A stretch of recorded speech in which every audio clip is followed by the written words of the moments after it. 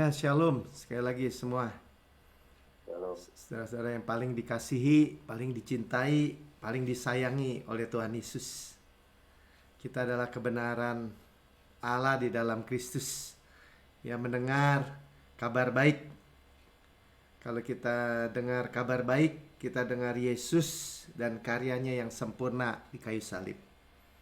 Kita sudah sampai bab yang ke-19 dari perjalanan kita merenungkan, belajar dari buku Unmerited Favor. Kemurahan yang tidak layak kita terima. Tetapi kita terima. Kenapa? Karena Tuhan Yesus sudah bayar. Cuma-cuma, ya gratis, sama-sama katakan gratis. Makanya dikatakan unmerited favor. Ya, kemurahan dari Tuhan yang unmerited, artinya kita tidak upayakan, tidak usahakan. Bukan merit kita, bukan usaha kita. Ya, bukan karena kita layak. Tetapi siapa yang layak? Yesus yang layak. Siapa yang terima? Kita yang terima. Siapa yang dipermuliakan? Bapa yang dipermuliakan di dalam Yesus. Siapa yang dipermalukan? Ya musuh iblis. Nah, kita masuk di dalam bab yang ke-19, judulnya rada unik ya. Doa hamba yang tidak disebutkan namanya. Sebenarnya ini ya terus tentu berkelanjutan dari bab yang kemarin ya, bab yang ke-19. Tentang kita ini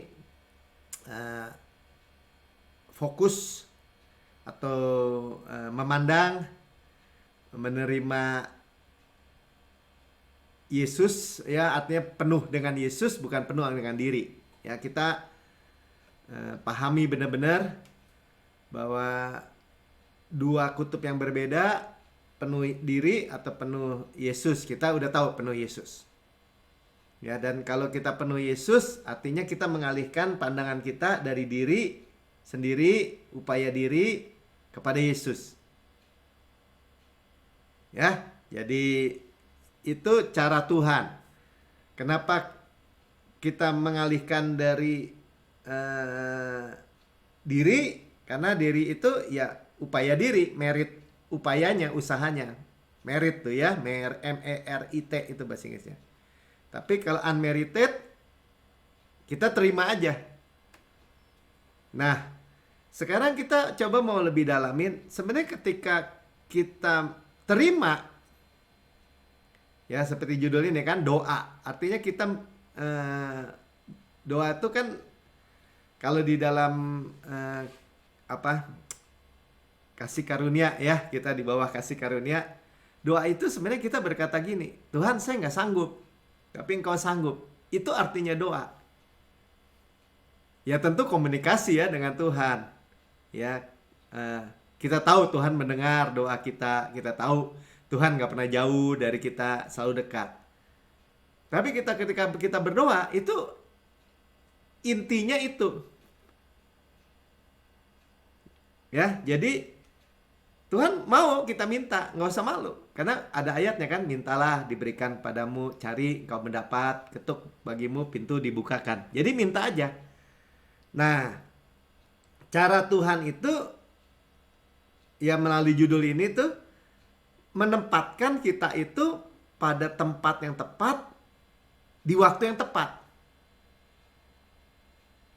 Jadi luar biasa nih sebenarnya bab yang ke-19 ini, luar biasa. Nanti kita lihat contoh-contohnya. Ini kita akan memperoleh gini, bukan yang natural gitu. Yang natural apa tadi? Ya usaha manusia, sehebat-hebatnya manusia, sepinter-pinternya, sekuat-kuatnya, secepat-cepatnya, ada batasnya. Makanya disebutnya natural, alamiah. Nah, ketika kita percaya Yesus, sebenarnya kita mempunyai modal yang supranatural. Sama-sama katakan supranatural. Di tempat yang tepat, pada waktu yang tepat. Ya. Right place at the right time. Wah, itu keren sekali. ya luar biasa sekali. Mungkin kalau orang dunia bahasa bahasa sederhananya, wah orang itu hoki ya gitu, hoki ya gitu.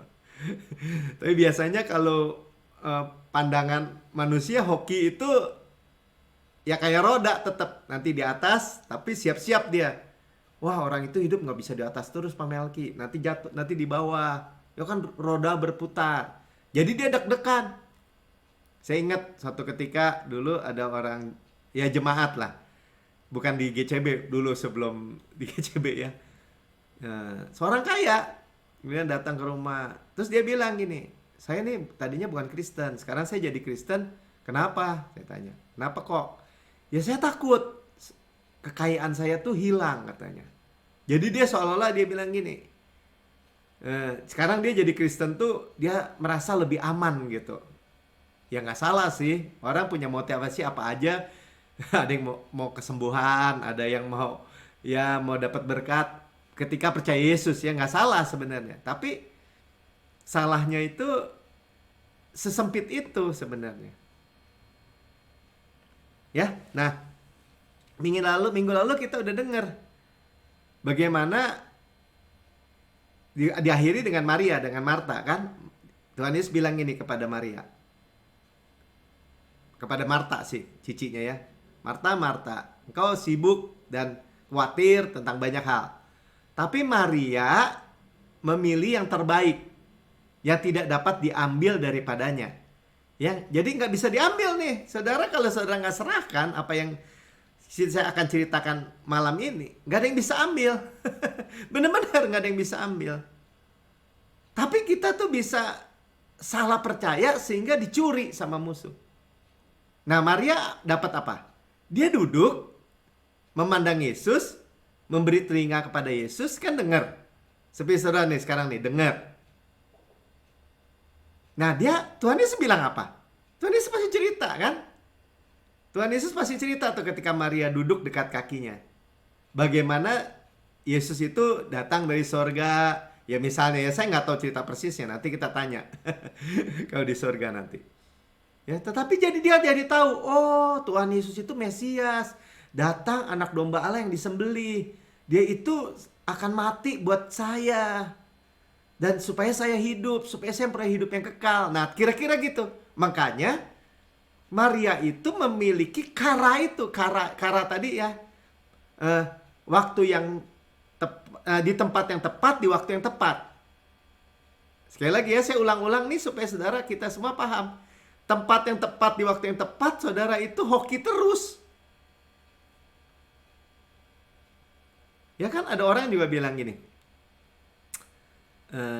ya saya sih nggak kaya katanya, tapi kalau lagi butuh selalu ada gitu. Ya sebenarnya selalu ada itu persediaan yang tepat di waktu yang tepat. Tapi kita juga belajar ya, kita nggak cuma minta yang pas loh, tapi kita terima kelimpahan. Kenapa? Karena kita akan menjadi berkat. Nah, tapi mulai dari Maria apa? Tuhan Yesus bilang, nah, dia tuh memilih yang terbaik. Nah, ini kita lanjut ya, memilih yang terbaik itu kita memilih memandang Yesus, penuh Yesus, kita memilih mendapat hidup ya kara itu. Sama-sama katakan kara dulu ya. Jadi kara itu nanti kita baca ya, itu have itu artinya happen. Happen tuh tempat yang tepat di waktu yang tepat. Makanya Maria tahu ya, ketika Yesus diurapi pakai minyak narwastu, kakinya diurapi. Orang lain marah, Tuhan Yesus bilang, jangan marahin dia mempersiapkan hari kematianku, penguburanku. Nah, ketika Maria yang lain, Maria Ibu Yesus, Maria Magdalena, Maria Salome, waktu Yesus sudah bangkit hari Minggu mau mengurapi, Yesusnya udah nggak ada. Nah, itu namanya tidak pada tempatnya mungkin tepat ya. Yesusnya udah nggak ada, jadi nggak tepat. Waktunya nggak tepat. Nah, saudara bisa lihat sebagai perbandingan. Ya, makanya sama-sama katakan, saya mau hidup dalam supranatural Yesus. Gitu. Supranatural, saudara. Kita nggak mau lagi natural, tapi kan suka ditarik nih. Hidup kita suka ditarik. Ditariknya apa? Wah, ini karena saya pinter, karena saya cepat, karena saya kuat, misalnya gitu. Karena saya berhikmat. Ada gitu-gitunya tuh dari daging kita mungkin ya. Nah, tapi kalau kita ikutin, berharap dengan itu, kembali lagi ke natural tuh. Nah, kalau supranatural, sama-sama katakan sekali lagi supranatural, mungkin orang lain dari luar lihat tetap seperti natural. Ya karena dia pinter sih, dia hoki tuh. Ya, dia tuh apa-apa nggak tahu tuh beruntung terus, misalnya gitu. Sehat terus. Orang lain sakit mah dia sehat terus. Dari luar orang lihat. Ya, tetapi dari diri kita sendiri kita sadar. Ah, kalau bukan Tuhan yang memberi saya hidup dan tetap hidup, kena juga saya gitu. Ya, masalah juga saya. Nah, saudara, sekarang kita mulai memilih nih. Kehidupan yang konstan, kontinu, supranatural. Kenapa? Karena tersedia. Nanti kita akan baca ya. Nah ya, kita mulai dari pengkhotbah aja. Pengkhotbah itu Salomo ya, Raja Salomo, Raja Israel yang paling berhikmat karena dia minta hikmat. Ya, minta hikmat Tuhan, hati yang paham katanya. Roh hikmat dan wahyu atau hikmat dan pengertian atau pengetahuan. Sama aja ya, udah aja hikmat lah. Hikmat ya, hikmat yang dari Tuhan. Nah, dia tuh lihat. Ya, dia lihat akhirnya. Dia pelajari semua. Dia lihat hidup manusia. Jadi, sehingga kita juga paham. Kita jangan terlalu, apa ya, terlalu misalnya, wah itu orang hebat loh. Wah dia kaya, istrinya juga kaya, wah gini, wah pasti hidupnya bahagia. Belum tentu saudara. Ya kita udah tahu deh cerita-cerita yang seperti itu.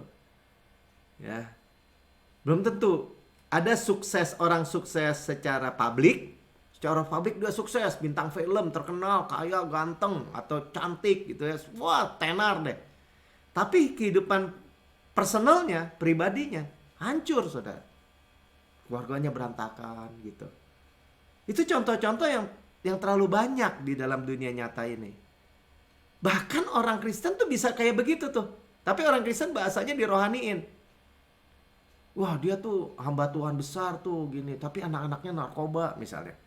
Ya tapi itu salib dia. Misalnya gitu ya. Pikul salib tuh dia tuh. Itu salib dia. Dia bayar harga tuh. Nah. Dikadalin itu saudara. Dikadalin bener-bener. Saya mah gak mau. Bukannya karena saya ngejago. Bukan. Kalau saya tahu. Bahwa kalau saya melayani Tuhan begini. Ujungnya. Cuman saya. Wah keluarga saya hancur-hancur gitu. Saya bilang Tuhan saya berhenti aja deh. Ya. Gak begitu. Memang gak begitu.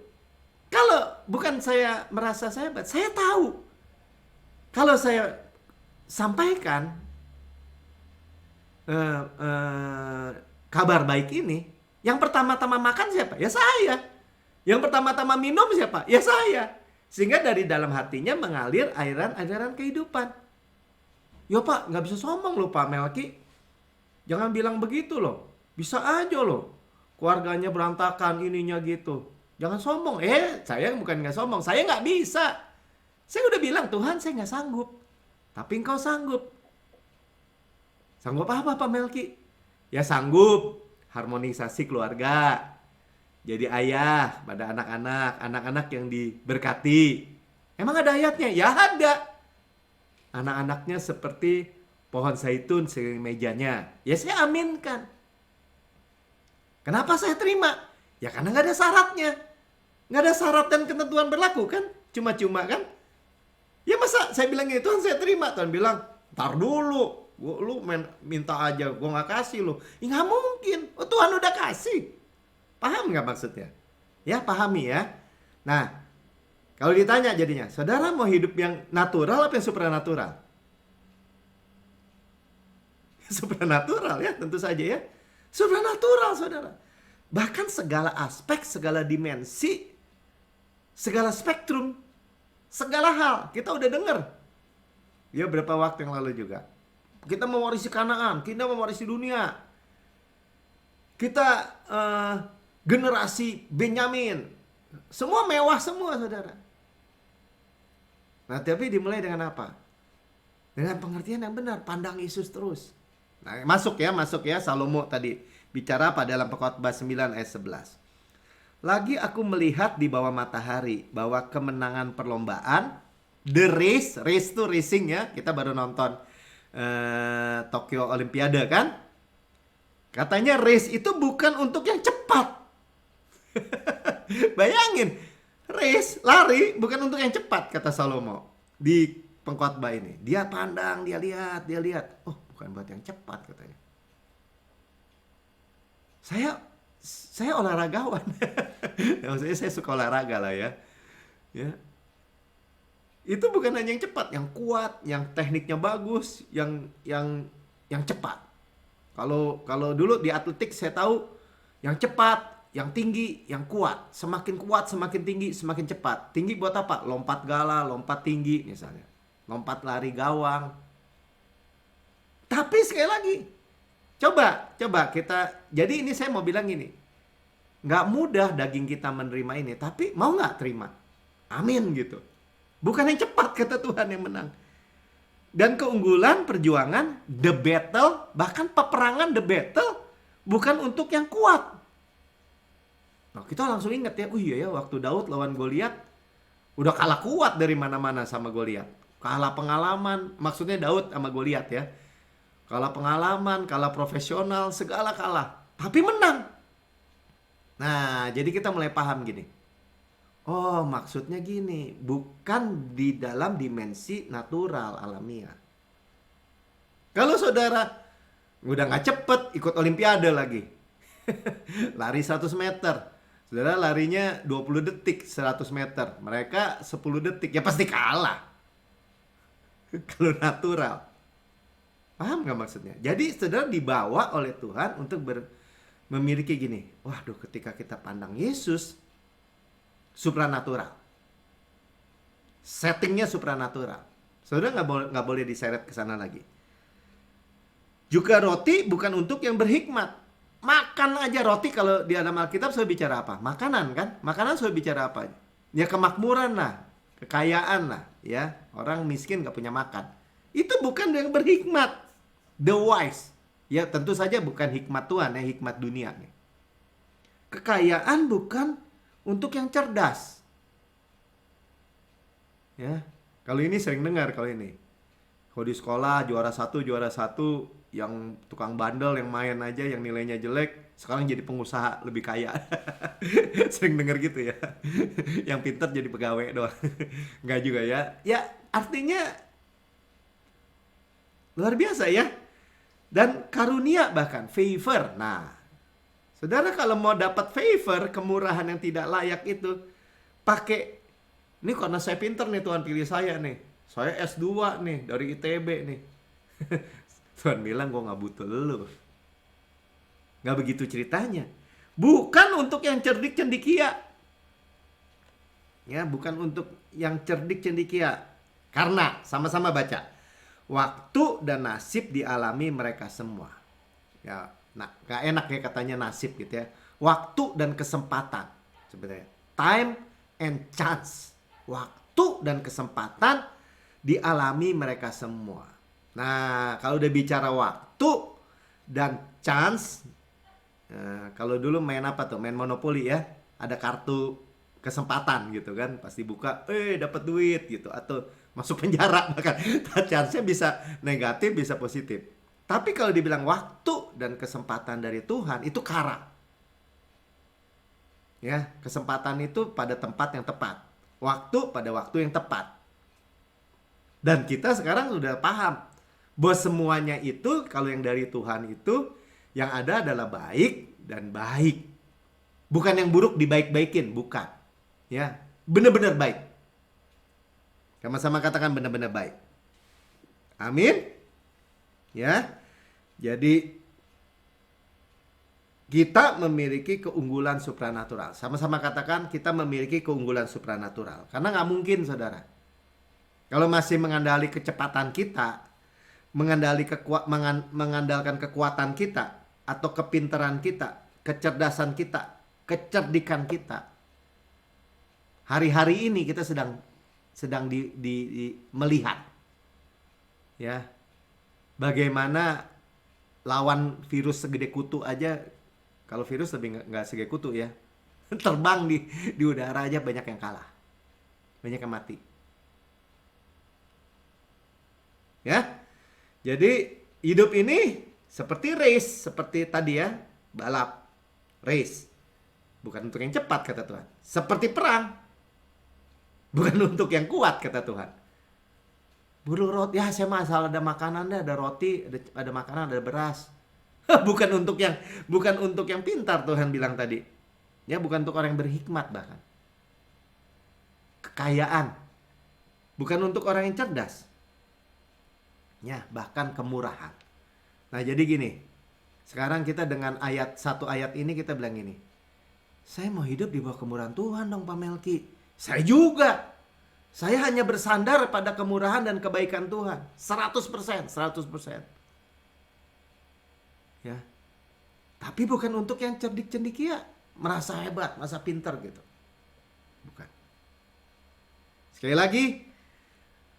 Waktu dan kesempatan. Sama-sama katakan. Waktu dan kesempatan. Ya. Makanya di dalam perjanjian baru.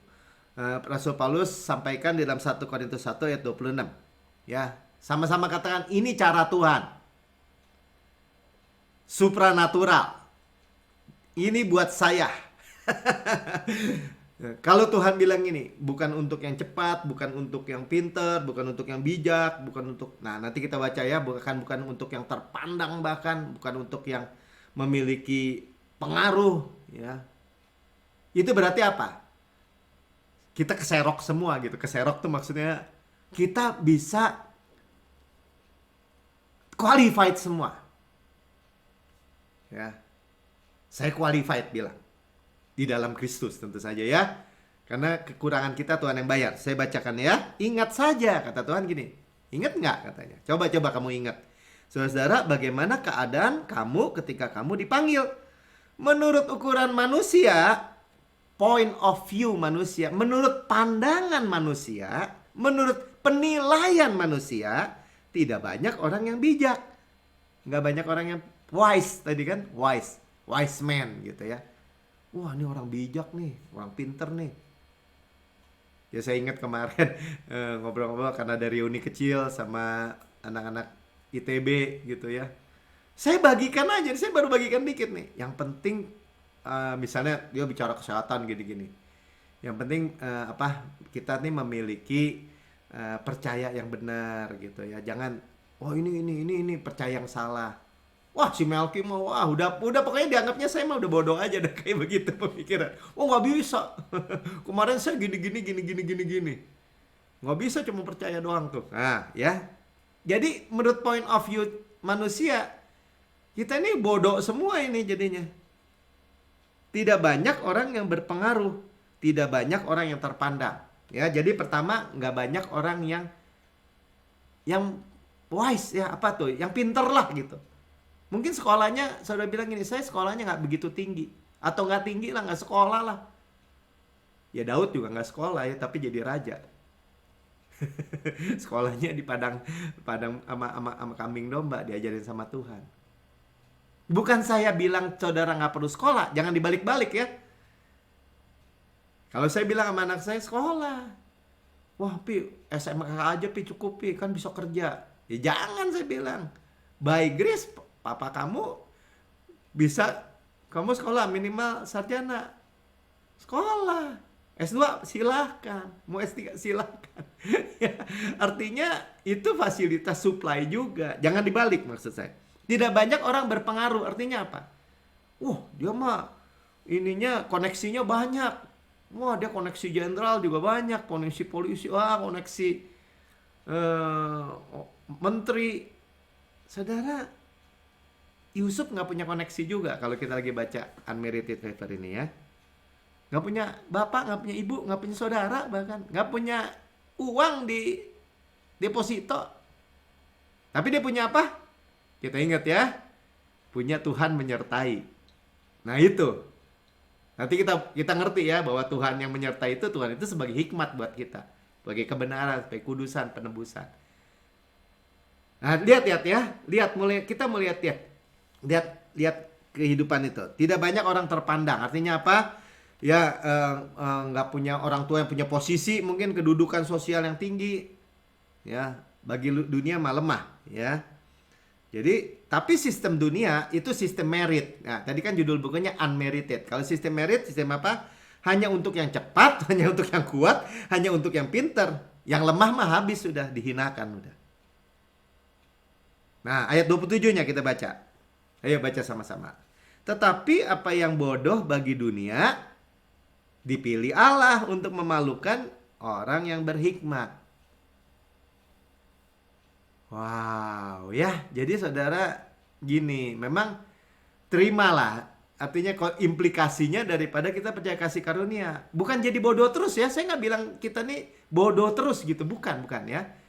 Kita memiliki hikmat Kristus, hikmat supranatural. Kepandaian surga yang dunia nggak kenal gitu. Nggak kenal, bahkan banyak orang Kristen juga balik lagi itu nggak ngerti. Dan apa yang lemah bagi dunia dipilih Allah untuk memalukan apa yang kuat. Tapi artinya apa? Kita memiliki kekuatan Tuhan belakangan gitu loh. Ya bukan tetap lemah, bukan tetap bodoh, ingat ya. Jadi kalau saudara dengar ayat ini, saudara jangan bilang ini, iya dipilih, jadi kita tetap bodoh aja gitu. Enggak. Ya, paham maksudnya ya? Kita terima yang bukan natural, tapi yang supranatural. Hebat ya? Hebat ya? Nah, kalau saudara mau contohin, ya Pastor Pin di bukunya juga bilang. Dulu dia gagap, dipilih Allah. Jadi pembicara internasional, di depan puluhan ribu orang. Tapi nggak tetap gagap, saudara. Sekarang lancar, kenapa? Karena ada kekuatan Yesus, ada kasih Yesus. Sama ya, saya juga. Ya udah banyak lah orang bilang saya tuh nggak bisa ngajar, nggak bisa khotbah ya. Mungkin sampai sekarang juga. Tapi ya memang terus bergantung aja sama Tuhan. Amin. Ya 29. Ya ini tujuan Tuhan. Lihat ya. Kenapa katanya Tuhan? Supaya jangan seorang manusia pun yang memegahkan diri di hadapan Allah. Nah, artinya apa? Setelah kita itu tadinya, misalnya tadi gagap atau kurang bisa bicara, ya nanti kita dengar Musa ya, nggak terlalu berhikmat, nggak punya pengaruh, nggak punya koneksi, nggak cepat, nggak kuat, nggak pinter. Sekarang jadi pinter, kita kan bingung. Kita aja bingung gitu, kok bisa ya? Tapi kita sadar gitu, oh ini Tuhan nih, ini Tuhan nih. Nah, artinya kita memegahkan siapa? Mengegahkan Tuhan ya. Ayat 30-nya katakan begini. Tetapi oleh Dia, sama-sama katakan oleh Dia, kamu berada di dalam Kristus Yesus. Ya, berada di dalam Yesus Kristus. Ya, jadi kita benar-benar aman ya. Yang oleh Allah telah menjadi hikmat. Ya, hikmat bagi kita. Tuh ya, jadi nggak tetap bodoh. Sama-sama katakan nggak tetap bodoh. Punya hikmat Kristus, sama-sama katakan. Ia membenarkan dan menguduskan dan menebus kita. Sebenarnya bahasa Inggrisnya apa? Ia itu jadi kebenaran kita, jadi kekudusan kita, jadi penebusan kita. Coba lihat bahasa Inggrisnya ada nggak? Nah, yang kalau nggak ada, ya percaya aja lah ya. Dia itu jadi hikmat, sama-sama kan jadi hikmat. Jadi kebenaran. Jadi kalau ditanya kebenaran kamu di mana? Di surga. Kok enak? Iya, Tuhan udah bayar. Kekudusan. Ya. Jadi saudara bilang ini, kok kamu itu buat orang kudus doang loh, terima kayak gini, terima karunia-karunia kayak gini, terima berkat-berkat kayak gini. Iya. Saya orang kudus di dalam Kristus. Penebusan. Ditebus. Kamu bapak kamu gula darah loh, darah tinggi loh, apalah penyakit turunan yang lain. Kok kamu bisa kena loh, kata dokter, ahli gitu. Oh nggak bisa. Saya telah ditebus. Dari apa? Dari semua itu. Lihat ya. Jadi praktekkan supranatural itu, praktekkan. Amin. Ya pasti orang lain bilang gini, ah bodoh. Itu orang bodoh tuh. Orang bodoh ya. Masa percaya doang gitu dia pikir dia sehat. Udah tahu ya gitu kan. Sekali lagi, kita nggak bodoh terus, tenang ya. Nah, sekarang masuk ke contohnya. Saudara, saya minta selesaiin sedikit ya. Satu aja nih, si Musa ya. Jadi ketika Musa ini merasa, dia kan kita tahu cerita Musa ya. Musa itu waktu zaman Firaun bunuh-bunuhin anak-anak 2 tahun ke bawah di Israel. Musa itu diselamatkan oleh putri Firaun. Jadi dia diangkat anak jadi putri Firaun. Jadi dia anak pangeran gitu ya. Maksudnya posisinya gitu. Dia juga dididik secara dunia dengan hebat. Dia menjadi planolog, membuat 2 kota ya. Dia itu orang yang berkuasa dalam perkataannya. Tapi Tuhan nggak pakai orang kayak gitu. Ternyata Tuhan nggak pakai Musa lagi jaya-jayanya. Ya, Musa mau pakai kekuatan sendiri, dia bunuh orang Mesir. Dia pikir dia bakal di alam sama Tuhan.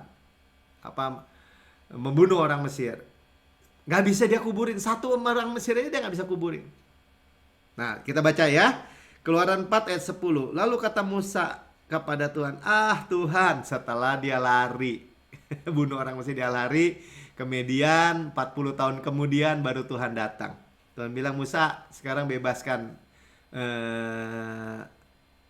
umatku dari Mesir. Musa jawab apa? Ah Tuhan, aku ini tidak pandai bicara. Dahulu pun tidak. Dan sejak engkau berfirman kepada hamba-Mu pun tidak. Tidak. Sebab aku berat mulut dan berat lidah. Ketika dia itu selesai dengan dirinya, tiba-tiba Tuhan datang mau pakai dia. Nah, saudara, kita belajar ya.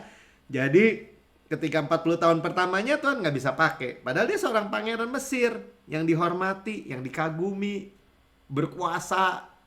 Nggak bisa dipakai. Kisah 7 ayat 22 buktinya ya. Musa dididik dalam segala hikmat orang Mesir. Segala hikmat orang Mesir. Dia benar-benar dididik sampai bisa bikin kota tuh. Ya, jadi dia kepalanya, planolognya. Dan ia berkuasa. Ya, berkuasa itu artinya perkataannya, dalam perkataan dan perbuatannya. Nggak dipakai tuh sama Tuhan. Ya, Tuhan tidak dapat memakainya. Baru 40 tahun kemudian, ketika dia jadi gembala yang cuma ngomong sama domba juga, sehingga mulutnya jadi berat, lidahnya jadi berat lidah tadi dikatakan ya. Masa-masa kejayaannya sudah berlalu, dia bukan siapa-siapa. Tiba-tiba Tuhan muncul. Keluaran 3 ayat 10. Jadi sekarang, pergilah, aku mengutus engkau kepada Firaun untuk membawa umatku orang Israel keluar dari Mesir. Jadi sekarang, Tuhan bilang sekarang waktu yang tepat. Ketika apa? Ketika Musa nothing. Dan kita udah belajar, saudara, kita udah belajar. Kenapa? Supaya jangan manusia ini memegahkan diri dari dirinya sendiri. Ya. Di puncak kemampuannya dia nggak mampu untuk mengubur satu orang Mesir yang dia bunuh. Ya, ketahuan dia melarikan diri, nggak bisa. Tapi setelah dia dilucuti dari ketergantungannya pada kekuatannya, kemampuannya, dia bergantung penuh mengandalkan kasih karunia Tuhan. Musa mengubur puluhan ribu orang Mesir dengan sempurna di Laut Merah itu. Ya, di Laut Merah. Ya. Jadi Alkitab katakan ayat terakhir ya untuk bagian pertama ini 1 Petrus 5 ayat 5 bagian B. Sebab Allah menentang orang yang congkak. Jadi kita udah paham sekarang. Siapa orang yang congkak?